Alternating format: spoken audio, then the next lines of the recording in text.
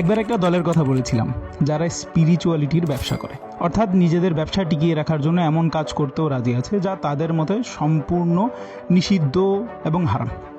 তাদের এই প্রমাণটা, অর্থাৎ তাদের নতুন রূপটা আপনারা আবার দেখতে পাবেন কাওয়ালি সন্ধ্যা, কাওয়ালি নাইট, কাওয়ালি এটা, কাওয়ালি সেটা, কাওয়ালি অমুক, কাওয়ালি তমুক নামে তাদের যতগুলো আয়োজন হচ্ছে সেখানে তাদের অংশগ্রহণ দেখে। যেই কাওয়ালি বাদ্যযন্ত্র থাকার কারণে এতদিন হারাম ছিল, সেই কাওয়ালি এখন খুব বেশি আরামদায়ক হয়ে গিয়েছে। ভেবে দেখেন, যাদের তাণ্ডব, যাদের আক্রমণ, যাদের খোঁচার ভয়ে আমাদের সুন্নি অঙ্গনে দফ ভাঙার পর্যন্ত রেকর্ড আছে, তারাই এখন বসে বসে কালি কালি জুলফে শুনছে, হারমোনিয়াম বাজছে, তবলা বাজছে। অথচ গত বছর যখন ঢাকা বিশ্ববিদ্যালয়ে এমনই একটি আয়োজন হয়েছিল, তারা সবাই হারামের ফতোয়া নিয়ে এবং কটাক্ষের বান নিয়ে উপস্থিত হয়ে গিয়েছিল। অর্থাৎ তারা যে কোনো হালে ঢাকা বিশ্ববিদ্যালয়ে এটা হতেই দিবে না, তারা এটার জন্য প্রস্তুত ছিল। কিন্তু তারা যখন করতে শুরু করলো, কাওয়ালি হয়ে গেল কি জায়েজ, হালাল। মোদ্দা কথা হলো, তারা করলে আরাম, আমরা করলে হারাম। তারা সিরাতুন নবী উপলক্ষে Q&A করতে পারে, প্রতিযোগিতার আয়োজন করতে পারে, সব করতে পারে। এসবের কোনো দলিল সাহাবিগণদের থেকেও প্রয়োজন হয় না, তাবেঈরা করেছে কিনা সেটারও প্রয়োজন হয় না। কোনো হাদিসের দরকার হয় না, জয়ীফ তো দূরের কথা, কোনো হাদিসের দরকারই নেই। তারা এটা করারকে জায়েজ মনে করে। কিন্তু আমরা যদি মিলাদুন্নবী নিয়ে করি, সমস্যা আছে। কিন্তু আবার তারা মিলাদুন্নবী দিয়ে বইমেলা করতে পারবে। আপনি মিলাদুন্নবী উপলক্ষে বইমেলায় তাদের বিজনেস আপনি খুব ভালো করে দেখতে পাবেন। কিন্তু আপনি মিলাদুন্নবী উপলক্ষে কোনো মাহফিল আয়োজন করতে পারবেন না, আপনি মিলাদুন্নবী উপলক্ষে কোনো জুলুস করতে পারবেন না। আপনি পারবেন না, সে পারবে। অর্থাৎ আমরা করলে হারাম, তারা করলে হারাম। যদি আপনি দেখেন যে তারা চাইলে তাদের নেতাদের মৃত্যুবার্ষিকী আয়োজন করতে পারে, মাহফিল করতে পারে, দোয়া মুনাজাত করতে পারে, কবরের দিকে ফিরে মুনাজাতও করতে পারে তারা চাইলে। কিন্তু আমরা যখন কবরের পাড়ে গিয়ে মুনাজাত করি, সেটা শিরিক হয়ে যায়। আমরা যখন কোনো একজন ব্যক্তির মৃত্যুবার্ষিকী নিয়ে স্মরণ করি, সেটা বিদআত হয়ে যায়। আমরাই করলে হারাম, তারা যদি করে হারাম।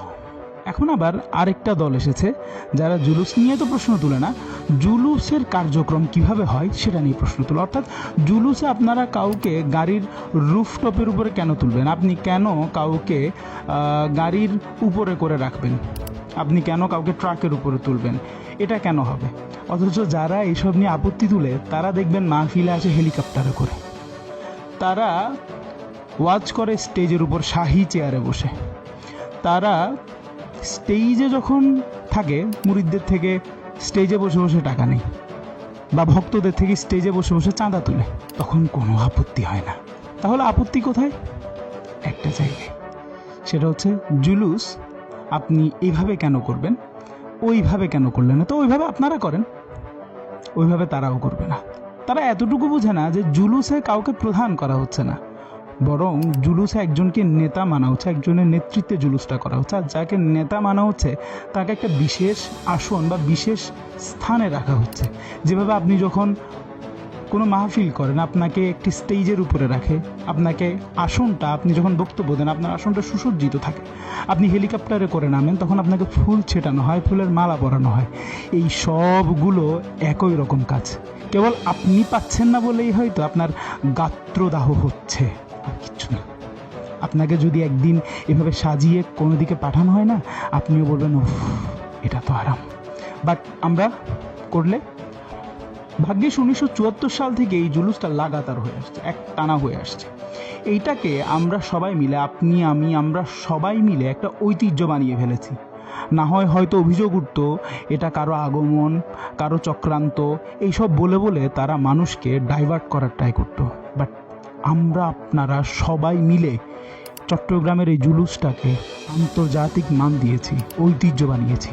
সব দিকে ছড়িয়ে থাকা যে জুলুসগুলো আছে সেগুলো এটার প্রমাণ বহন করে। আমরা মাহফিলগুলোকে ঐতিহ্য বানিয়েছি, এগুলোকে নতুন করে কোনো চক্রান্ত বলা এটা তো মূর্খতার শামিল।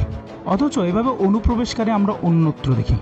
আমরা দেখি মাজার ভাঙচুর করার নামে মানুষের মধ্যে যে বিশৃঙ্খলা করছে, এরাই মূলত অনুপ্রবেশকারী, এরাই মূলত দেশের স্বার্থকে ধ্বংসকারী, এরাই মূলত সব কিছু নষ্টের মূলে একমাত্র দায়ী। আল্লাহ তাআলা আমাদের উপর অনেক বড় দয়া করেছেন যে আমরা সবাই মিলে নিজেদের অস্তিত্বের জানান দেওয়ার একটি সুযোগ পেয়েছি। অতএব আমরা যেখানে যখনই সুযোগ পাবো আমরা জুলুসগুলোতে অংশগ্রহণ করব। চট্টগ্রামের জুলুস এটা আমাদের অস্তিত্বের সবচেয়ে বড় জানান। কিন্তু অন্যান্য জায়গায় যে জুলুসগুলো হয় সেগুলো অবশ্যই আমাদের পরিচয় বহন করে, আর আমরা সেগুলোতে অংশগ্রহণ করব।